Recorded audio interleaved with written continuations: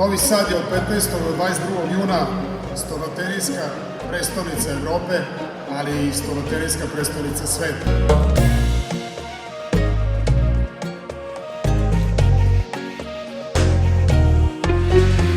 Mi smo zaista zemlja sporta. Mi smo jedna od dve zemlje na zemaljskoj kugli koja ima olimpijske šampione u 5 sportskih igara. Fudbal, košarka, rukomet, odbojka i mnogo u individualnim sportovima.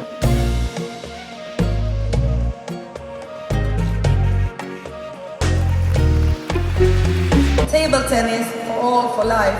Every rally, every match, and every moment spent in this venue is a commitment to inclusivity and the joy our sport brings into our lives.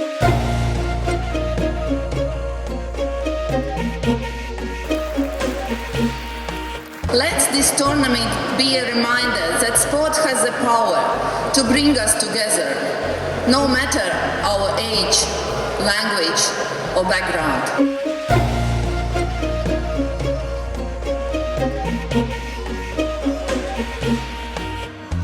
Posle svih ovih naših govornika meni je preostala samo čast i dužnost da proglasim Evropsko prvenstvo za veterane u stolnom tenisu otvorenim.